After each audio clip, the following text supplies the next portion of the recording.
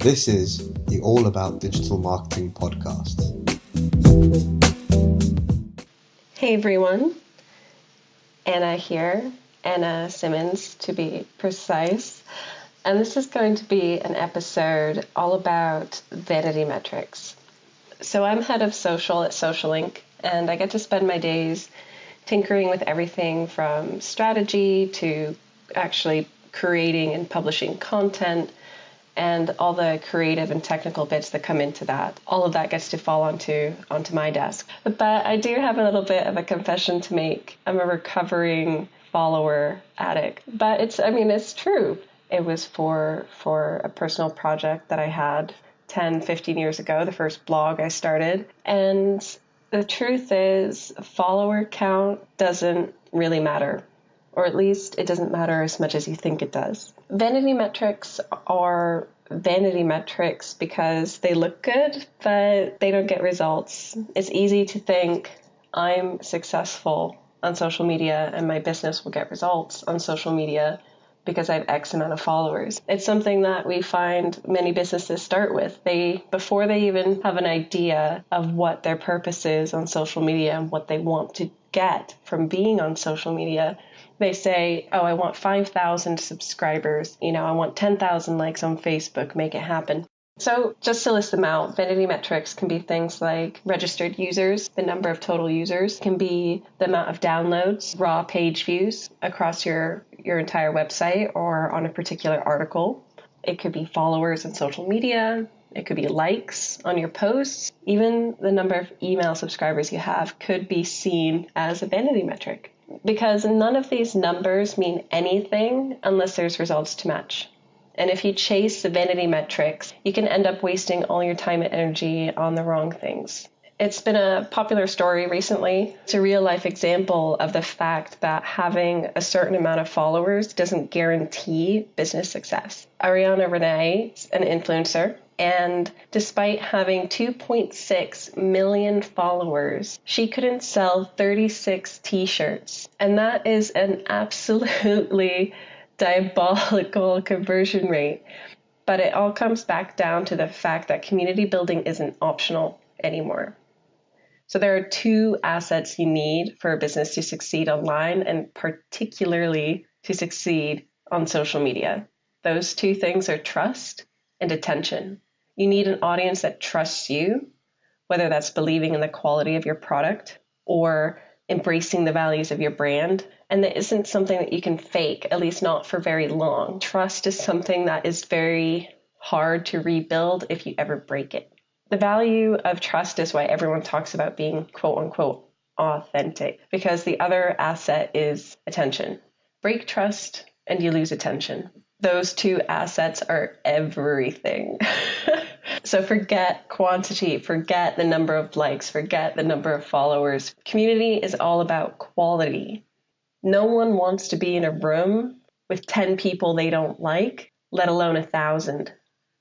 So why would you make your community online be a bunch of people, possibly even thousands of people that aren't relevant to your business? People online expect that. They expect to be able to reach out to a group of people with a similar mindset, similar interests, similar needs. That's essentially what influencers are. They have a product, and that product is their community.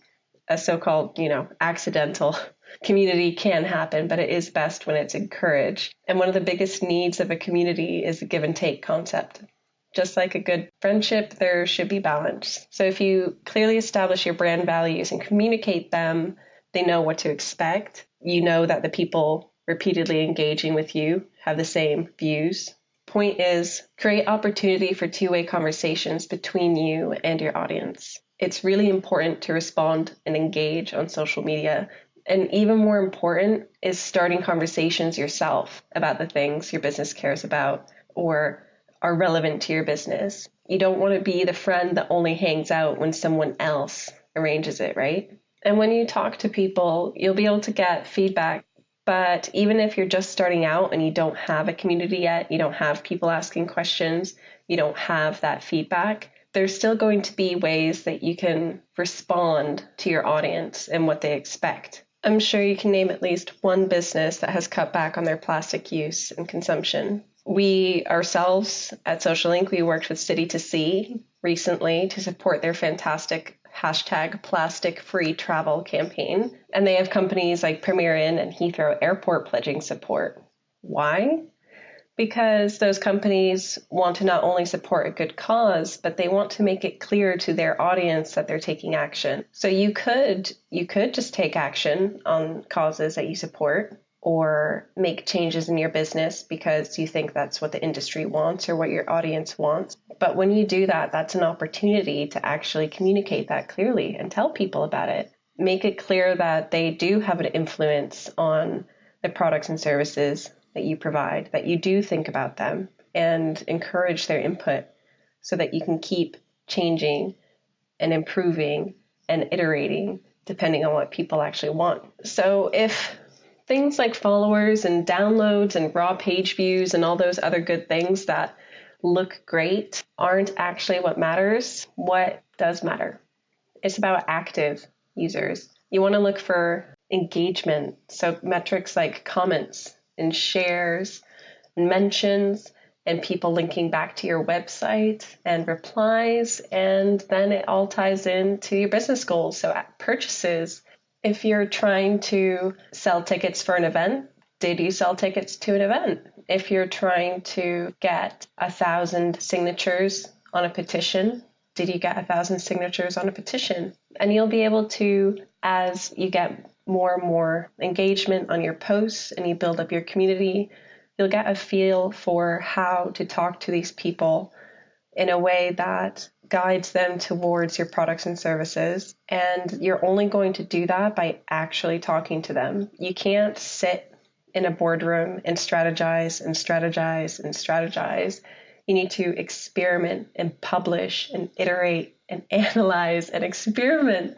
And it sounds like work because it is, but it means that you don't have to worry about being perfect. But what you can be is authentic to your brand, of value to your audience, and you can be effective and you can get results. But that's not going to happen without actually trying. So your KPIs, your key performance indicators, should be all about actions that people take, and those actions should be tied into your business goals. Otherwise, you're just making a pretty profile that won't grow your business. So I hope that's convinced you not to chase vanity metrics.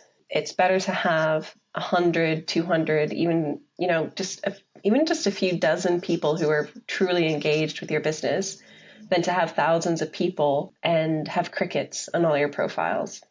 But we would love to see you in our All About Digital Marketing Facebook group. If you just search for All About Digital Marketing, so that's a really great place if you do have questions about specific posts or specific ideas, or if you have a campaign and it's not getting the results that you want, you can go there and talk to people who are in the trenches with you. If you go to allaboutdigitalmarketing.co.uk, we have all the episodes there with show notes. We have the transcripts. We have links. We'll pop on additional resources, etc. So that is all for this episode on vanity metrics. Thanks again for listening, and catch you next time.